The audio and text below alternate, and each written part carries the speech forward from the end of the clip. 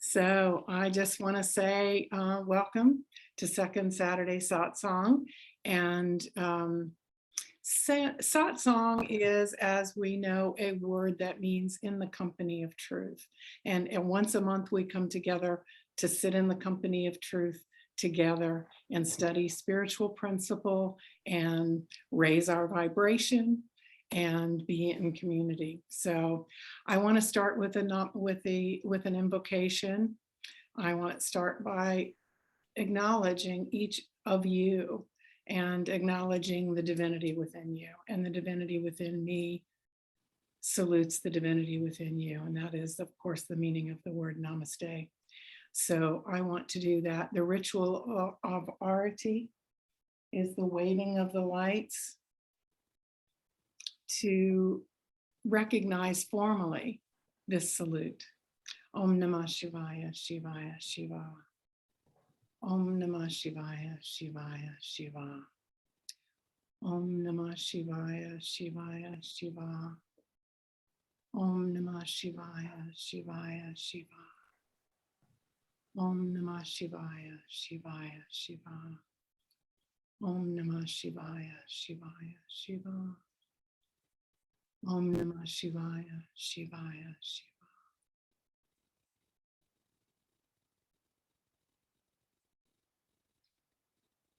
And as I salute you, I recall to my conscious mind that there is a part of each of us that is all-knowing, all-perfect, and understands that we are connected, understands that the new earth is possible if everyone is conscious. And so it is.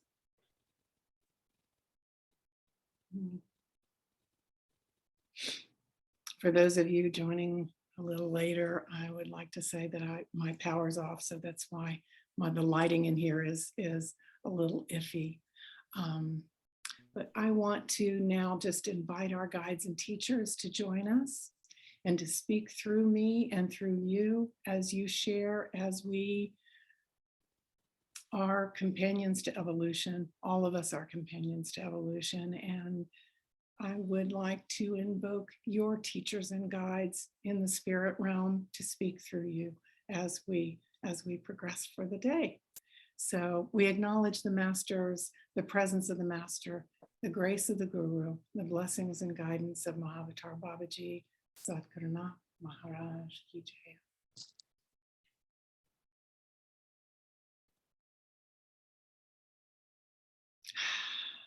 As I said, we connect our hearts to elevate consciousness.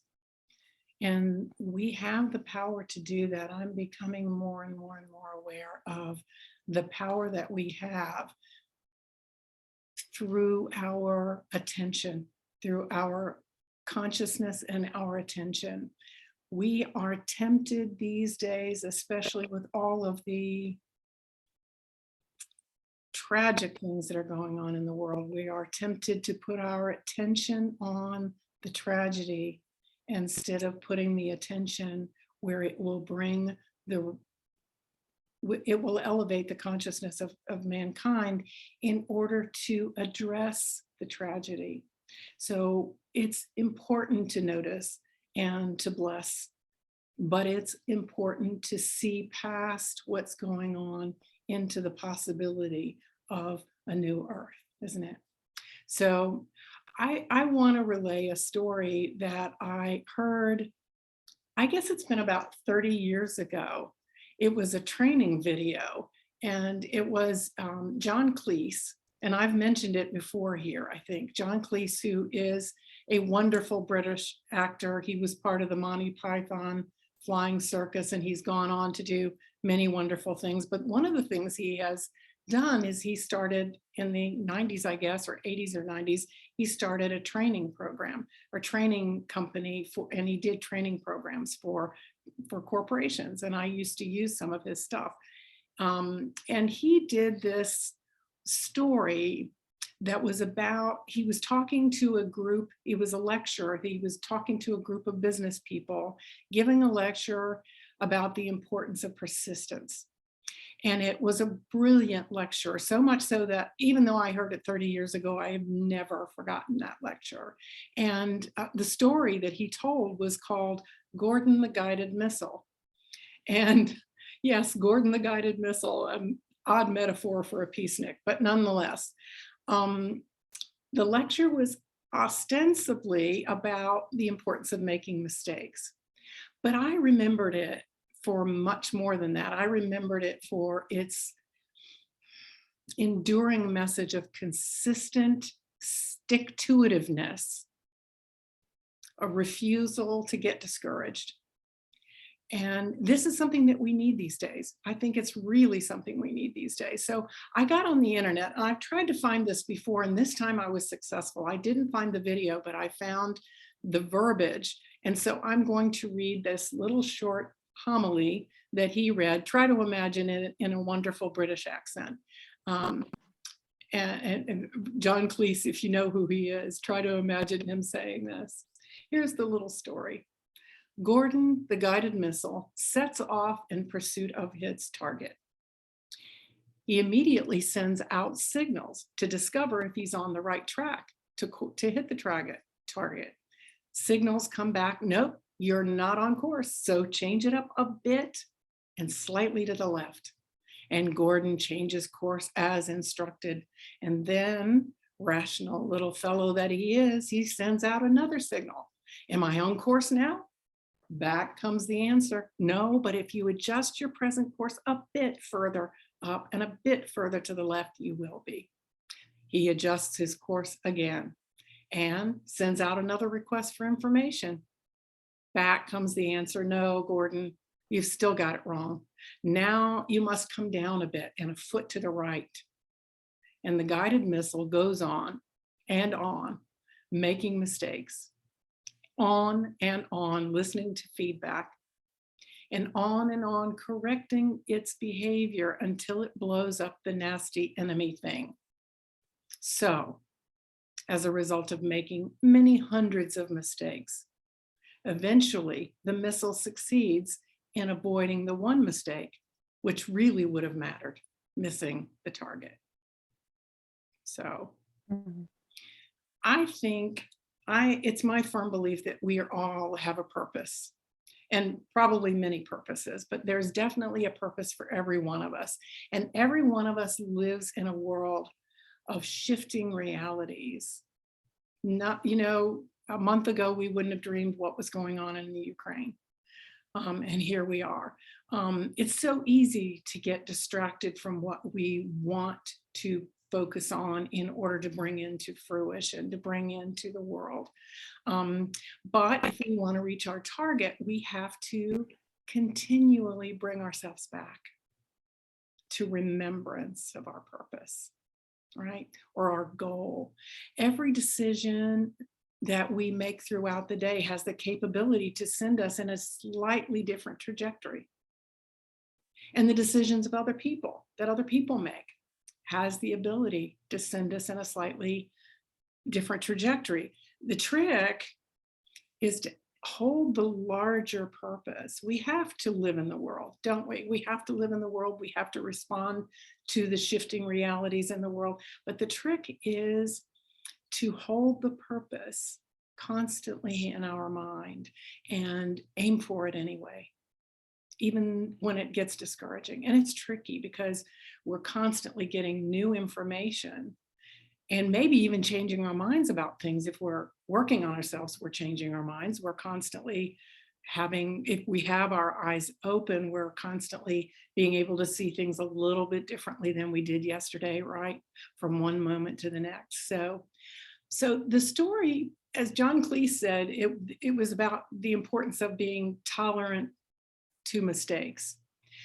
But I was thinking about what's going on in the world today, what's being birthed, not just what's going on in Ukraine and in our individual lives, but what's being birthed, the larger purpose of what's being birthed in the world today, and how each of us seems to be struggling with new learnings every day, sometimes new uh, revelations every day.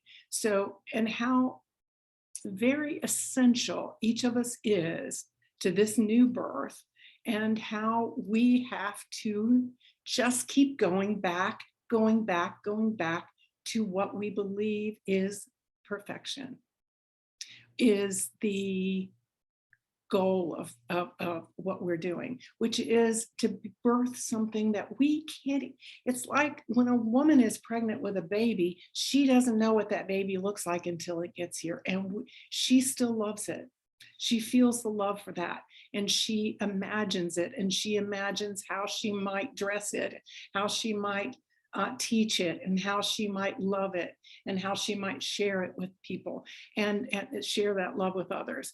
And that's kind of what we're doing. We have no idea what we're birthing is going to look like, but we can imagine it, and we can hold it in our hearts and love it continually, and remember to love it over and over and over.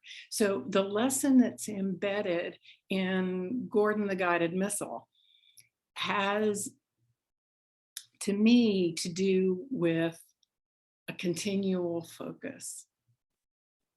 If Gordon had waited until he was halfway through his trajectory to check in, he might have gone irretrievably wrong, or at the very least, he would have gone miles out of his way, because he would have just gone right. Oh, you have to go back that way. He would have gone miles out of his way. So he didn't. He paid attention. He paid attention. He stayed focused on his mission, and he constantly took in the changing realities and responded to them. So, so what is our purpose in this lifetime? Is it to be part of creating a new earth? I firmly believe that all of us agreed to be here to do that. We don't know what's being birthed, but we know in truth that it is going to be something we love. We know in truth that it's going to be heaven on earth. It's going to be the kingdom of heaven within. There are so many stories and so many spiritual traditions that refer to this state of being. And that's what really a new earth is. It's a new state of being. All the other things will fall into place if we have a new state of being.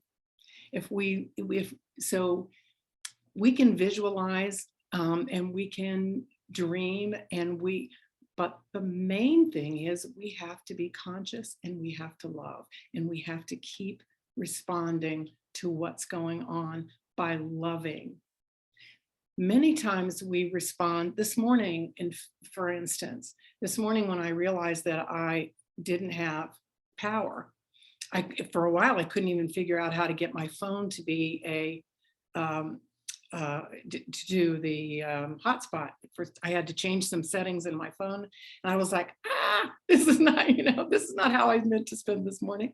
And so when I called Arunadev and asked him if he would try to co-host in case I couldn't come on, or whatever, I was really kind of snappy with him. I'm like, he's and I was like, that's not kind of what I want to do. That's not consciousness. And that's me. I apologized to him, because that's me immediately changing course and saying, ooh, that's not the direction I want to go. That's not the direction I want to go. I got new feedback saying, my brain was conscious and said, you have new feedback here. You actually were not in your kindest place. I was a little snappy. I wasn't too mean, but I was just like, I was really short with him. So anyway, that's what I'm talking about. It's the consciousness, the constant working on consciousness that is akin to Gordon's target. That consciousness is the way we create the new earth. The way we create the new earth is to clean up our own lower chakras, to clean up our own issues, to become more and more and more conscious to the point where we can watch the vicissitudes of life go by without engaging in them, without respond. We can respond without reacting. We can respond consciously. When everybody does that, or when enough of us do that, the new earth will be born by itself. That's how it is born, through consciousness, through consciousness. So I want to just take a minute and do a quick meditation. And it's a different kind of a meditation. I want us to imagine a new earth together as we love it as if it were our child that was in our body, because it is. We don't know what it's going to look like, but we can imagine and we can think about what we want out of this life. So we're going to imagine that together. And I think my power is going to hold out long enough to do this, I'm pretty sure. So let's just close our eyes and find a place where your body is supported for deep relaxation. And let's just breathe together. Let's breathe in. Hold to the count of 7. And breathe out.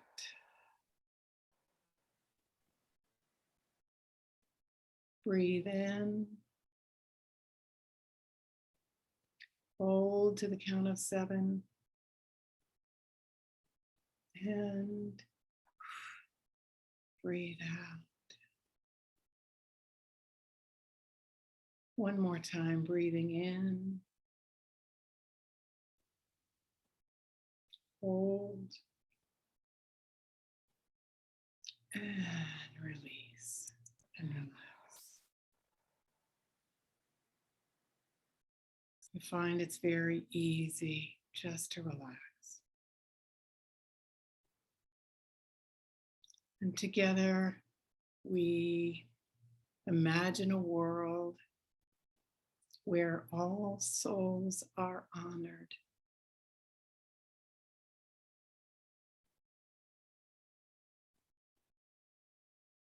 Imagine a world in which we all share freely of our gifts.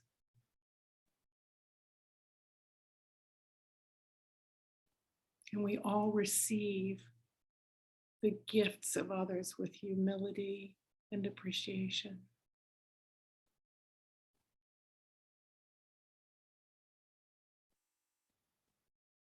Imagine it.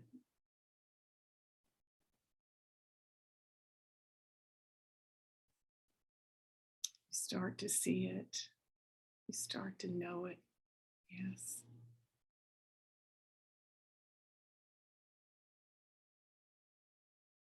I know you can because it's there, hidden in your heart. It's always been there.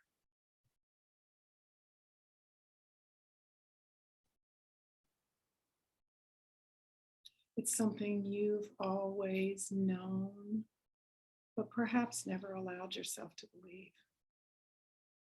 But now,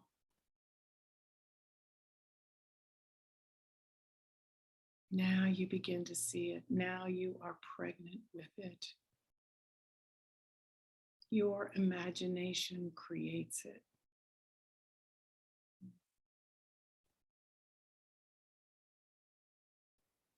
You are able to immerse yourself in the experience of this.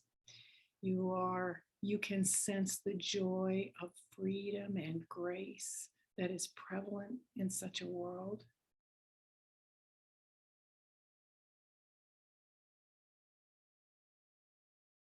Even the word justice loses its edge because judgment and justice are not really needed here. All is available to everyone.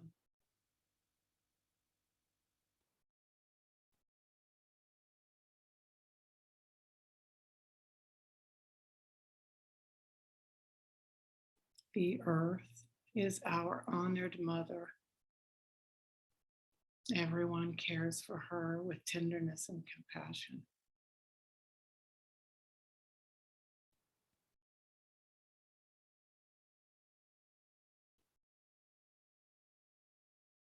The energies that are represented by the stars are allowed to move through our bodies. And they are allowed to manifest with our cooperation, with every individual's participation.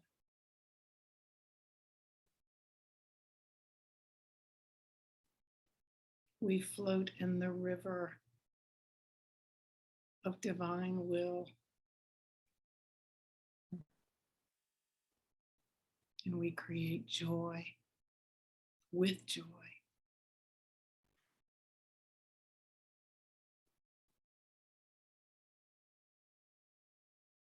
Knowing that our creations will be loved and appreciated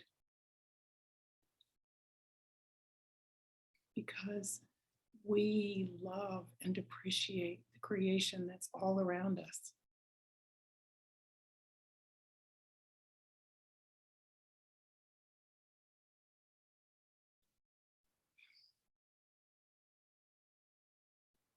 The creation engendered by love between animals and humans.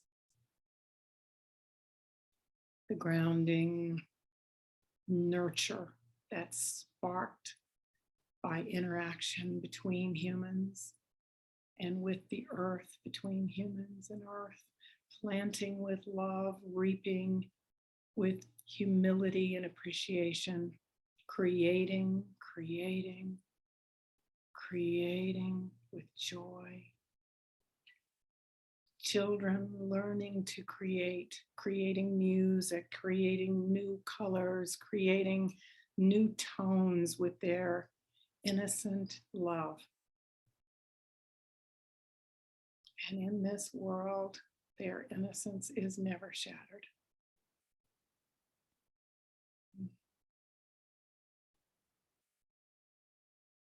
In this world, innocence is allowed to flourish and develop and create new inroads to heaven.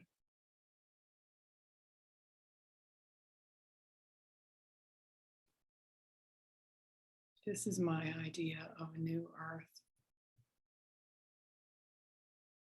What's yours?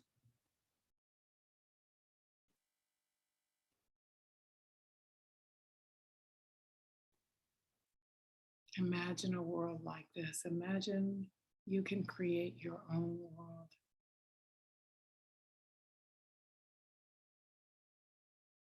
And then hold that vision in front of you.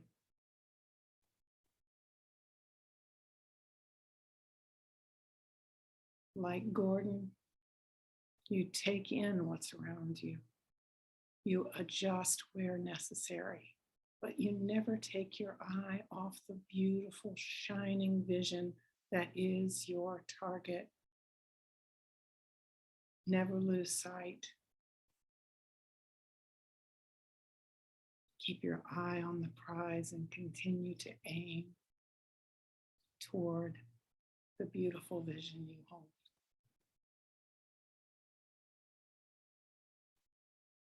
The new earth is yours to create. The blueprint for your part is hidden in your heart as a jewel, as heaven that is within, entry to which is gained by clearing one's lower chakras, processing one's issues, elevating one's awareness to the point that one may watch suffering go by without taking it on or reacting. The new earth where pain may be inevitable, but suffering, as the Buddhists say, is optional. And it's optional because its inhabitants are conscious, fully conscious. conscious of themselves as one with each other and one with the cosmos. Hold to your vision. Distractions are just distractions. They happen. Will you return to the vision you created?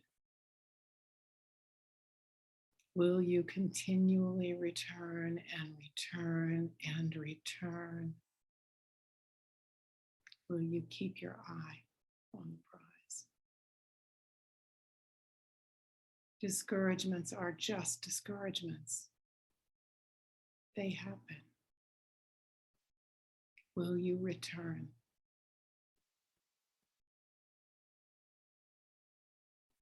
Will you follow love's blueprint in your heart?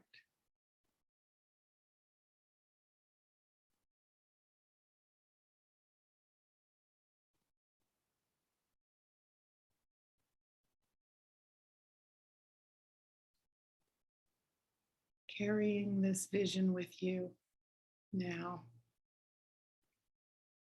Begin to bring your awareness back to the room where your body is.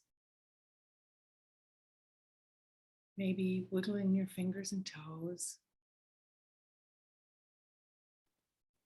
And feeling the love that is inherent in your vision, bringing that with you, feeling it fill your physical body as you take a deep, cleansing breath and come back to the room.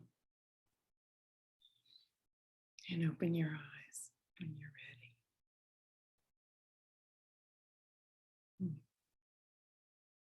Thank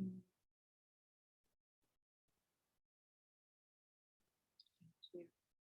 Thank you for being my companions to evolution.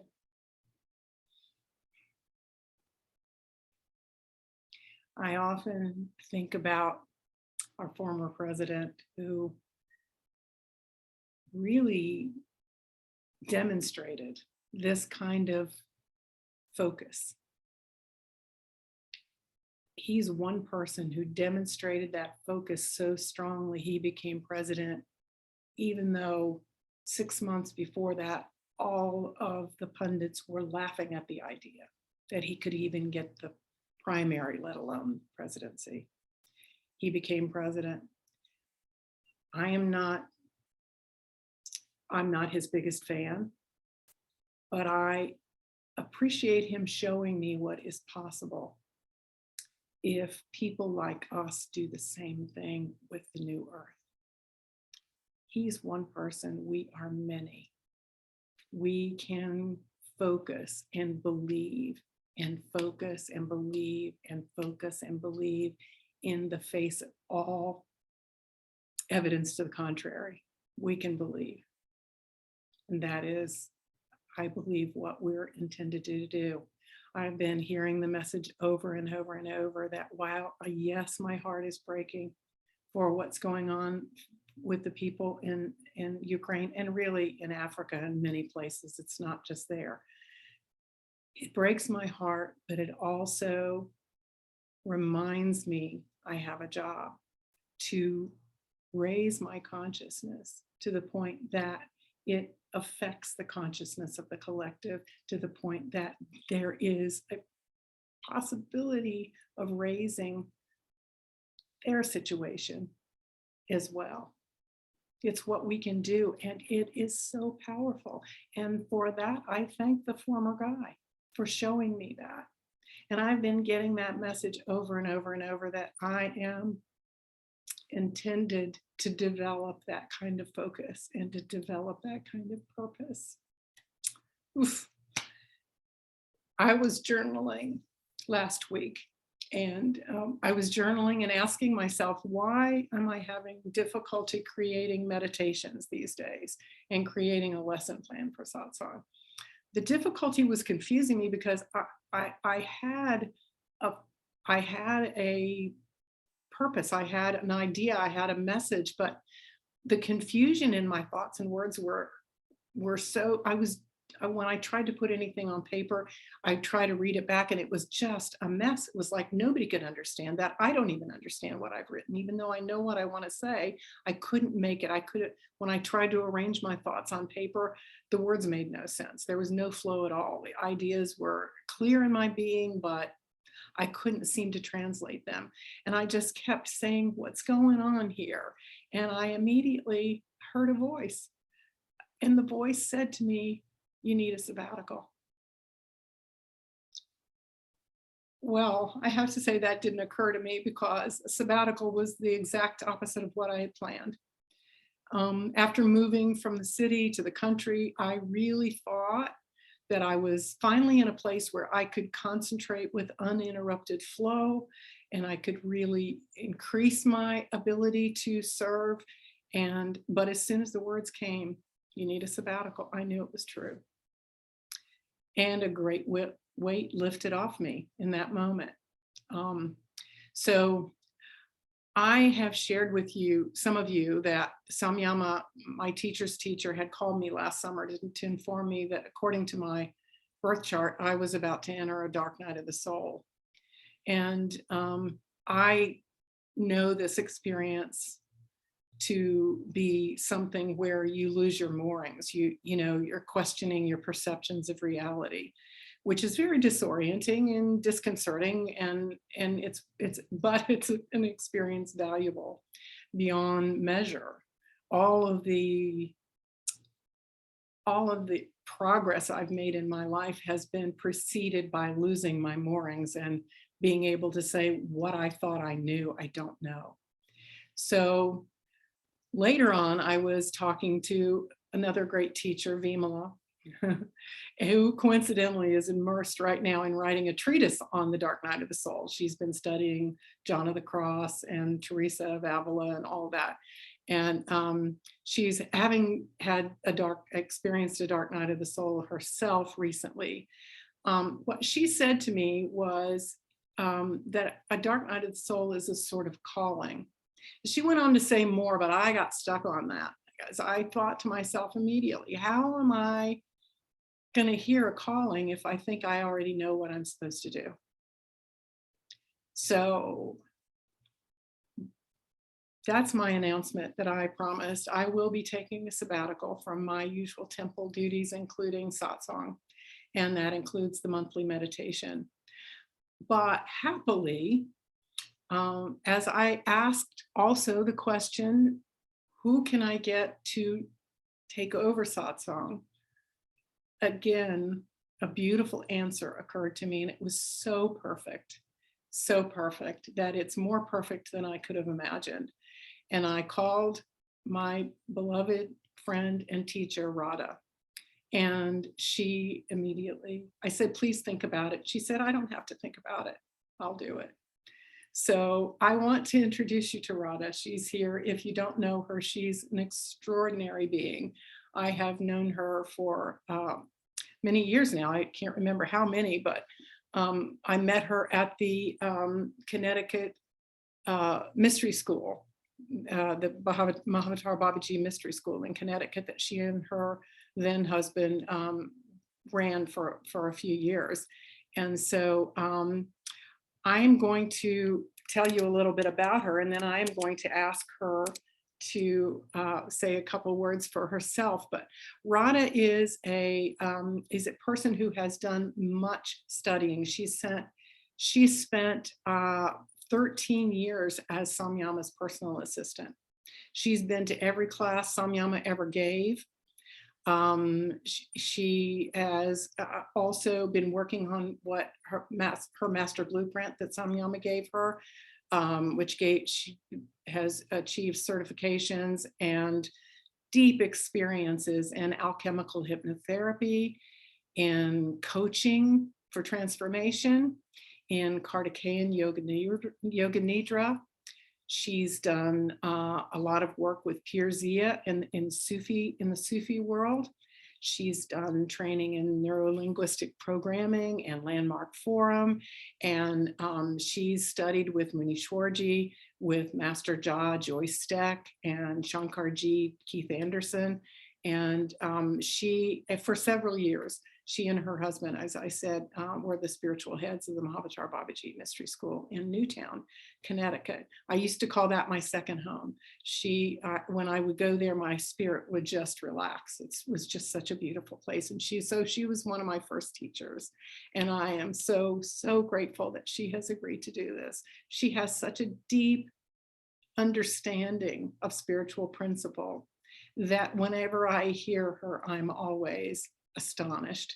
And so without further ado, I would like to introduce Radha and ask her to introduce herself and tell us about her own spiritual journey. And then we'll have time to talk with each other afterwards. Oh, Indira, thank you Radha. so much. Oh my gosh, Indira. I was so moved by your teaching today and by the meditation you took us on. It was just so, so beautiful. Thank you. Thank you so much. It's you're right, we've been friends a long time, and you've been my inspiration and a treasure in my own heart. Thank you so much. And I wish you all the best on the sabbatical. I look forward to hearing more about it. Thank you. My own spiritual journey began through healing. I didn't know that I needed a spiritual journey or that I even wanted one. I had been agnostic and even probably an atheist for a little while. I thought, why believe in somebody who allows the kinds of things to go on that go on down here on planet Earth? What kind of being is this? And but it was through Reiki. One of my yoga teacher said, "Oh, you've got to try Reiki," and I thought it was a hand cream. She was always selling something. And when I felt energy moving through me, it was my entire life changed in that little tiny experience. And I was off trying to find, what is it that I just experienced? What is this energy that wasn't me and wasn't my yoga teacher? And I looked everywhere through shamanism and various different spiritual teachers, because there was something that I was looking for. I didn't even know what it was. And so I finally found my first healing teacher, Ron Lavin. And I met my beloved friend Bimala through that training as well. And it was at the end of that training, and it was a beautiful training, that I realized there was still something that was missing, and I still couldn't name it. My life was fine. I was doing well, and yet there was something that wasn't present. And it was only after I met Samyama, and she said, the spiritual path is for people for whom happiness is not enough. And I thought, that's me. That's me. The journey from there has been so humbling, because I thought for so long that the spiritual journey was about achieving exalted states, about being a really great being. Clearly, I was not that. And so I had a whole lot of work to do to be a whole lot better than who I thought I was.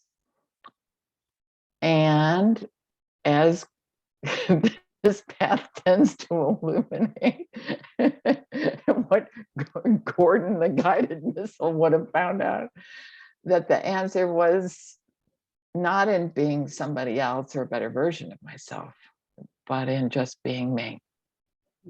It's taken me to the depths of humility and sorrow and tremendous peace and comfort.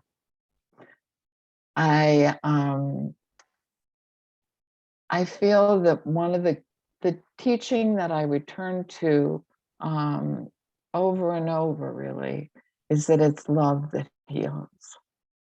And the reason that we go through all this healing work, clearing our issues, is that so that we can be that we're just love in the world.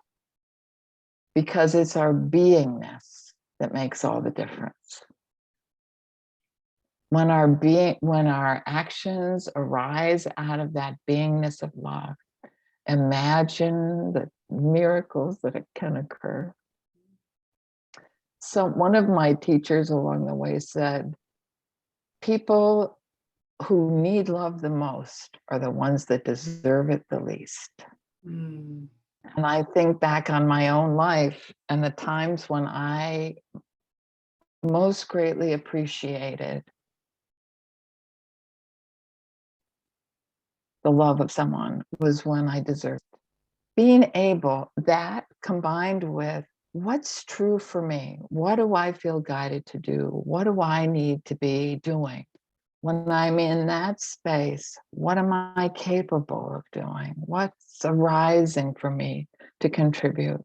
Sometimes it's my silent prayers for myself or for my loved ones. Sometimes I'm able to pray for Vladimir Putin. Sometimes I'm not. But being able to be with myself in love and kindness has created the greatest changes and shifts in my life. Because I've discovered too that I can only do outwardly in the world what I'm able to experience inwardly. If I'm not taking care of myself, if I'm not able to truly love myself, how can I do this for anyone else? Mm. So these modest experiences day to day seem to have much greater meaning for me than the great things that I imagined for myself or I was praying for, thought I had an obligation to perform much earlier in my life. Those have faded. I don't know what's ahead, but I do know that it's this love that I keep coming back to, that keeps giving me what nothing else can. So I look forward in our time ahead of sharing these kinds of experiences with all of us who gather under the beautiful umbrella that you've created, Indira. Thank you.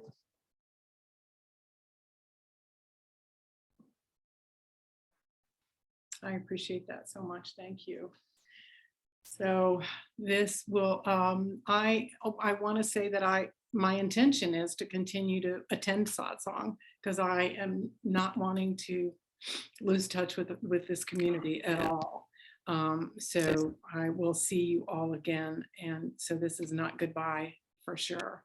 Good. And you know me, I'll probably speak up because that's how I am. Please. That's how I am. Yeah. But I am so excited to sit at the feet of Radha once more. She's taught me a lot in our life together, and I am so excited to hear more of her wisdom.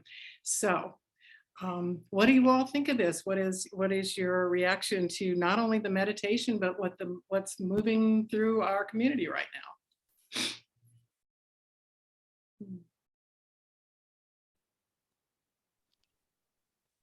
Hey, good morning, everyone. It's Beth. I just wanted to say thank you for beautiful guided meditation and everything. And I really just feel like this is a microcosm of what's happening in the world as well, that people have to take their time to be to themselves and really figure it out. So Indira, good for you that you're taking care of yourself. And Dorada, thank you for stepping up. That's beautiful too. And it's funny, there's a law called the law of nothing, where if you create a vacuum in a space, the space will be filled. And that came to me because I just was hearing about it last night, that because you had that need, Indira, Radha was able to help you with that. And that's the kind of community that we create. I don't know, I'm grateful for it. I'm really grateful that you're taking time for yourself, because I've been pushing myself a little bit lately. And my dad passed last week, and or a little bit ago. And the last 2 years of my life, I kind of dedicated my weekends to him. And a lot of times I couldn't get on because I was driving, and I just made sure that I was a person in his life. So, the funeral came and the viewing, and nobody knew my dad for the last few years of his life, but me and another person, and his caretaker, and Jeannie actually would come up with me on occasion too. So Jeannie was there, and we knew, like, how do I say this? That, like, I made it a point, my dad's time was ending, and I wanted to have every moment I could. So I got really complete with it. And my siblings weren't as complete. And so I helped them through that weekend of the viewing and the funeral and everything like that. And then I came home, and then I was like devastated, because my weekends have always been going up to my dad's, and to have these weekends free is unfortunate for me, and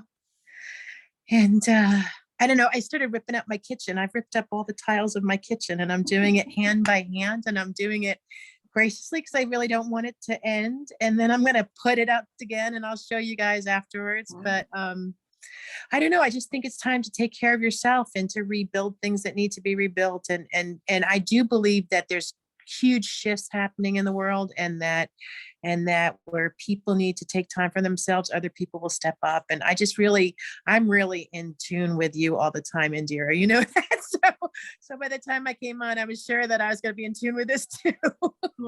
So thank you for letting me speak, and thank you for letting me share my piece. And I'm glad for you. I'm glad for the new. I'm glad for the change. And it's not going to be, good, bad. It's just going to be different and good. I guess good. Yeah. That's good. Thank you. Absolutely. Yeah. Thank you for that. Thank you for sharing, and God bless you. I understand a little bit about what you went through. So my dad died 2 years ago, and I was there for 4 months with him, 4 months I was there with him. And I came home, and it was different. It was very different to me. So I understand it, and I send you my love and my blessings. And if you get done with your kitchen and you don't have anything else to do, come and stay with me. I got plenty. You want me to do your kitchen? Is that okay? You know what? I have pictures that need to be hung. See all these pictures all over my wall, that I have all these things that have to be done still. But anyway, yeah, no. Thank you. In its time. Thank you for sharing that.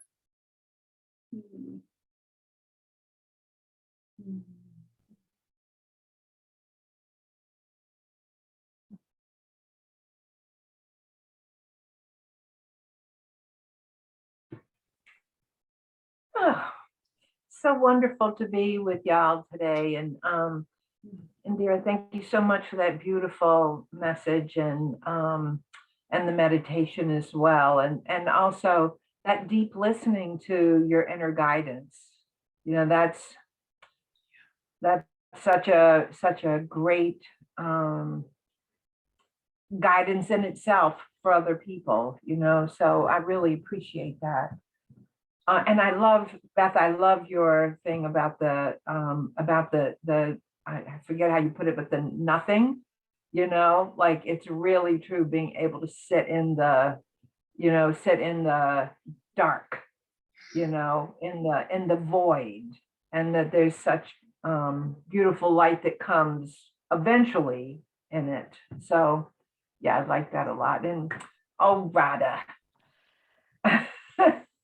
So happy, and so glad that you're doing this. And I haven't been a regular part of the community. I've been there always in spirit, but not in attendance. So I'm just so glad to be here today and feel all the love. Yeah. So I have been writing a treatise, and right now I would say I'm wrestling with a treatise. And I'm going to be presenting tomorrow for this sermon. And it's been good to hear the two of you, because what I really want to do is speak from my heart during this time. And I just have too many words.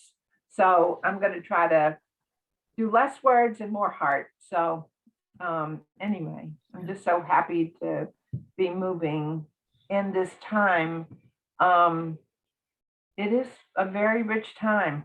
You know, that dark night of the soul is definitely something that seems to be happening on our planet with a lot of individuals and the globe itself. And I'm just so glad I've gone through that process in such a profound way that I'm looking at it going, you know, there's a lot of beauty unfolding.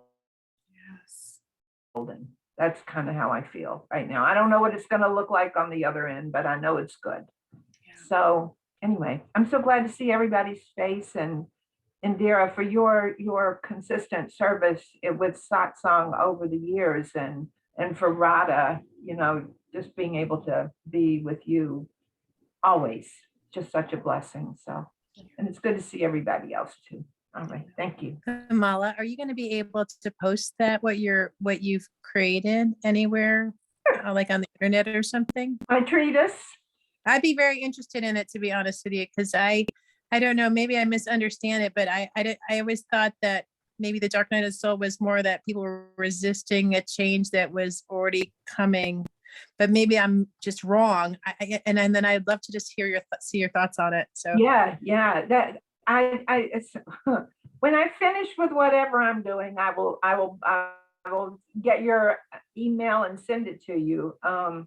Yeah, wrestling is part of the process. So that's part of where the learning comes from, you know, because eventually you just don't have a choice but to surrender or go crazy. So yeah, surrender. But I will send it. Thank you for asking. Thank you. Okay.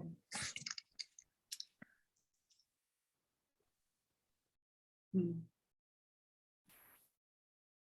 I want to say that I really appreciated the meditation, and I appreciated the story about Gordon.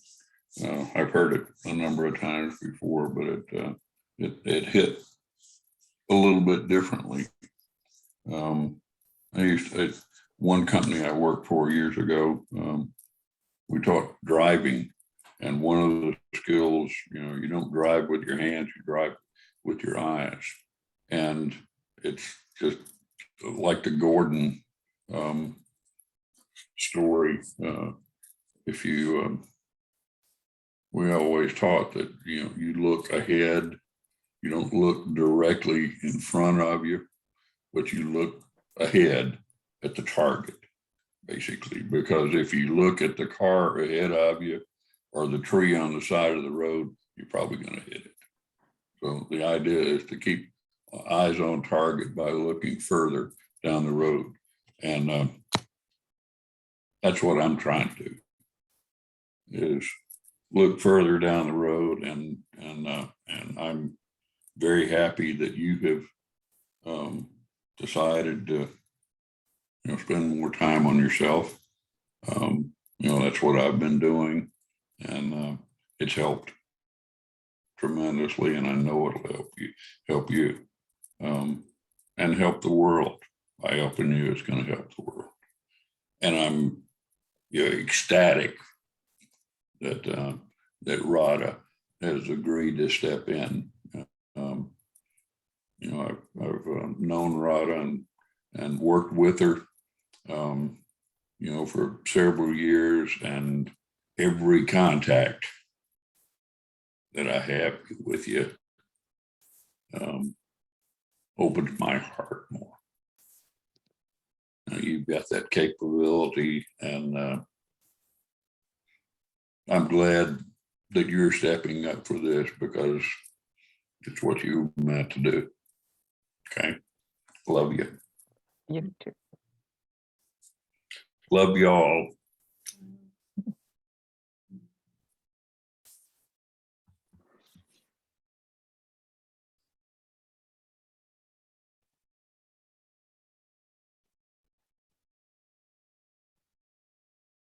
Actually, I think my power has held out, and it's almost time to close. I wonder if anybody has anything they would like to say before we close.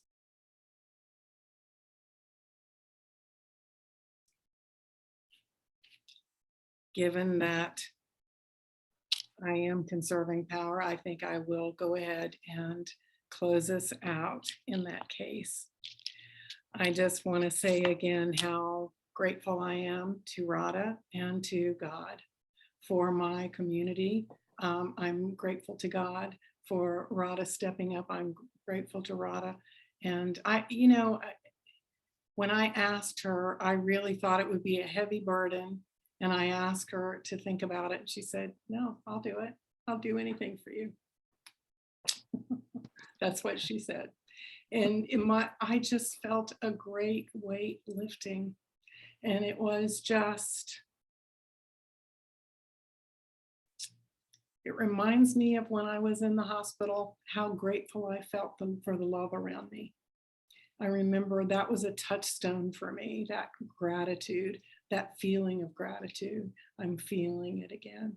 And it's just such a beautiful place to be. It's a touchstone to me to say, that's how I like to feel. That's how I like to feel. That's the vibration I want to go for. So I bless you all in the name of all that is holy, sacred, and divine. Sakranath Maharaj Ki Jai.